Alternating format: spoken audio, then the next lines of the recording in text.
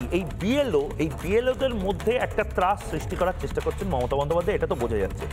মমতা বন্দ্যোপাধ্যায় কথাটা ভুল বলেননি যে বিএলও ওই 1-1.5 মাস ইলেকশন কমিশনের জন্য কাজ করবে, তারপর আবার রাজ্য সরকারি কর্মচারী হয়েই তাদের থাকতে হবে। এবং বিজেপি আসছে কি আসছে না সেটা একটা অলিক কল্পনা, মানে বিজেপি এখনো আসেনি। সুতরাং শুভেন্দু অধিকারী বা সুকান্ত মজুমদার, শ্রমিক ভট্টাচার্য বিজেপি হয়ে এদেরকে বাঁচাবে না। যদি এদের চাকরিটা যায়, চাকরিটা কেউ দিতে পারে, মমতা বন্দ্যোপাধ্যায় দেবেন। ফান্ডাটা কি? মমতা বন্দ্যোপাধ্যায় বা তৃণমূল কংগ্রেস এই আননার্ভড হয়ে যাচ্ছে কেন?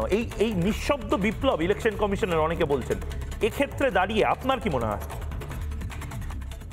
একটা কথা আমি খুব পরিষ্কার ভাবে বলি, যে ন্যারেটিভটা তৈরি করার চেষ্টা হচ্ছে ইলেকশন ডিক্লেয়ার্ড হলে তবে ইআরও, এইআরও বা ওসি ইলেকশন এরা রেসপন্সিবল থাকে, ইলেকশন কমিশনের অধীন চলে যায়। এই তথ্যটাই ভুল, প্রথমেই আমি এটাকে ক্লিয়ার করে দিই।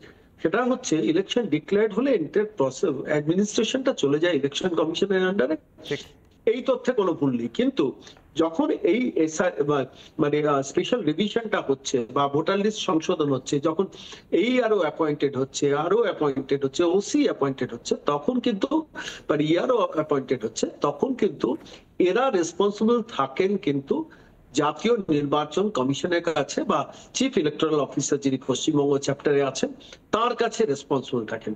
এতদিন মমতা বন্দ্যোপাধ্যায় যেটা করতেন সেটা হচ্ছে চিফ ইলেকটোরাল অফিসারকে কমপ্লিটলি কন্ট্রোলে নিয়ে রাখতেন, সেটা রাজীব সিনহার মতো লোকজন বেশিরভাগ বসাতেন।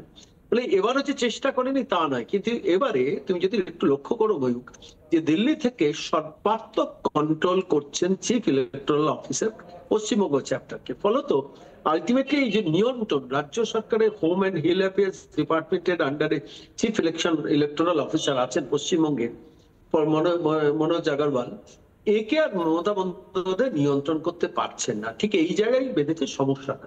50 লক্ষ 60 লক্ষ ভোটের যে ডিফারেন্স প্রধান বিরোধী দলের সঙ্গে, সেটা যদি নড়বড়ে হয়ে যায়, বহু সিট এপার হয়ে যেতে পারে। সেই জায়গায় 5-6% ভোট যদি এদিক ওদিক হয়ে যায়, এটা মেহেম যাকে বলা হয়, একটা ভয়ঙ্কর বাজ ভেঙে পড়বে তৃণমূল কংগ্রেসের মাথায়।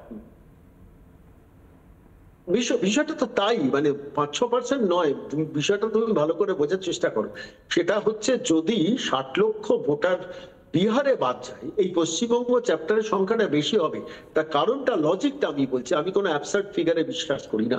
সেটা হচ্ছে এখানে 7টা সীমান্ত অঞ্চল রয়েছে পশ্চিমবঙ্গ, যেটা বিহারের ক্ষেত্রে নেপাল ছাড়া সেভাবে কিছু নেই। ফলত পশ্চিমবঙ্গ হচ্ছে rehabilitation centre of the Rohingyas, Bangladeshi মুসলিমদের। এবং এ রাজ্যে এমন একটা সরকার রয়েছে যারা এই রিহ্যাবিলিটেশন সেন্টারটাকে লালন পালন করেন, পৃষ্ঠপোষকতা করেন এবং এদের আস্তানা দেওয়ার চেষ্টা করেন। বেশ বেশ সম্মানদা, আমি ঠিক সেই জায়গা থেকে আমি শিল্পার কাছে এবং বাকিদের কাছে নানা ধরনের কন্টেন্ট দেখার জন্য লাইক করুন, শেয়ার করুন আমাদের ফেসবুক পেজ, সাবস্ক্রাইব করুন আমাদের ইউটিউব চ্যানেল। পাশাপাশি অন্যান্য ব্রেকিং নিউজের জন্য অবশ্যই চোখ রাখুন রিপাবলিক বাংলায়।